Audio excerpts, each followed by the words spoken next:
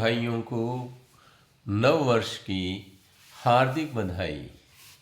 हम सभी ये जानते हैं कि ये नववर्ष कोई भारतीय नववर्ष नहीं है, ये हिंदू नववर्ष नहीं है, और लेकिन ये एक व्यवहारिक दृष्टिकोण से बड़ा महत्वपूर्ण नववर्ष है।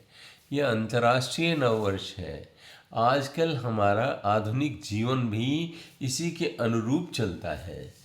वो तो हमारे संस्कार हैं। भारतीय नववर्ष, हिंदू नववर्ष, ये तो हमारे संस्कार हैं। हमारे राष्ट्रीय नववर्ष भी है, तो वो तो एक अलग बात है। लेकिन इसका बधाई इसलिए कि हमें संसार में जीना है, और जीने की कला को हम भारतीय बहुत महत्व देते हैं।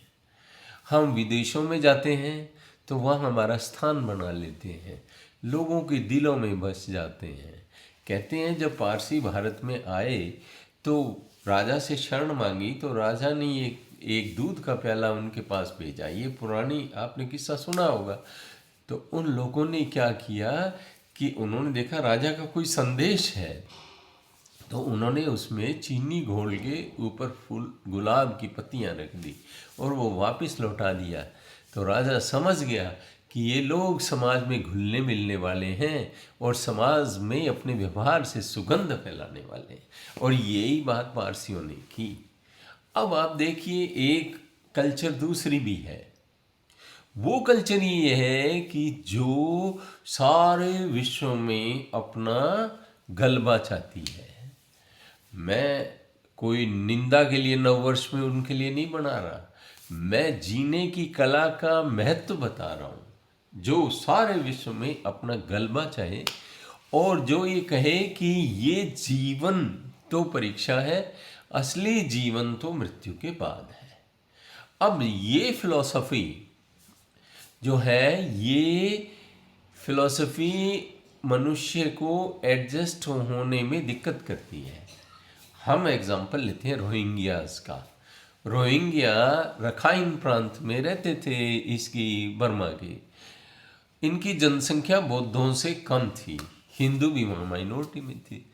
लेकिन इनके क्या खुराफात ये पैदा हुई कि हमें तो बौद्धों को मार भगाना है, और हिंदुओं का भी, क्योंकि ये तो बहुत कम है, और वैसे भी हिंदू हमारे तो क्या है, सारी चीज़ों की पूजा करते रहते हैं, तो क्या है कि हम लोग तो वैसे भी प्रकृति से एडजस्टेड हैं।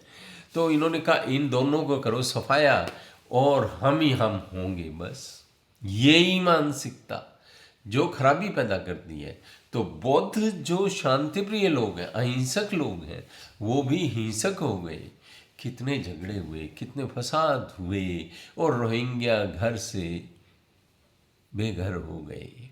सारी दुनिया में जलालत को भोग रहे हैं। क्या बनाना चाह रहे थे, क्या बन गए।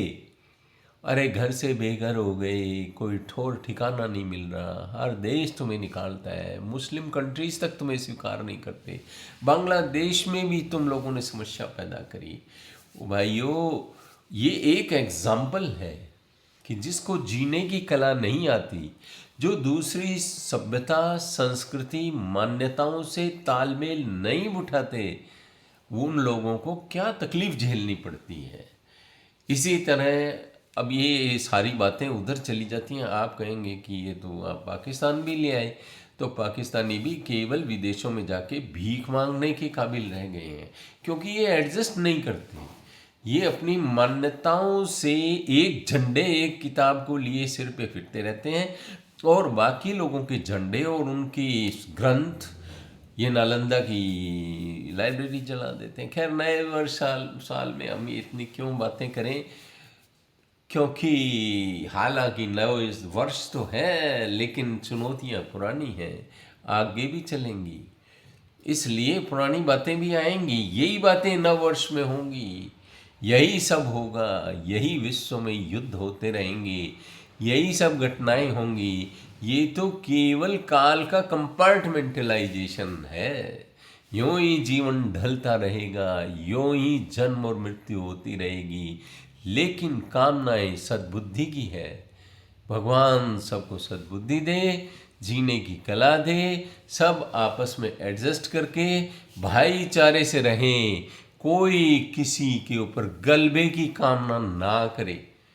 ये एक अपेक्षा है, पर ऐसा होगा नहीं, क्योंकि हम जानते हैं मानव मन को, हम इतने भोले नहीं हैं। लेकिन भाइयों, आर्ट ऑफ लिविंग, मैं उनका ब्रांड एम्बेसडर नहीं हूँ, ये शब्द ना मैं उनसे जुड़ा हुआ हूँ, ये शब्द मुझे अच्छा लगा, जीने की कला। तो जीने की कला सीखिए, सबसे घुले मिलें। ये नववर्ष, अंतर्राष्ट्रीय नववर्ष सबको शुभ हो, सबकी कामनाएं पूरी हों, ऐसी कामना है। बहुत बहुत धन्यवाद। आपने सुना। लाइक शेयर एंड सब्सक्राइब करें। धन्यवाद।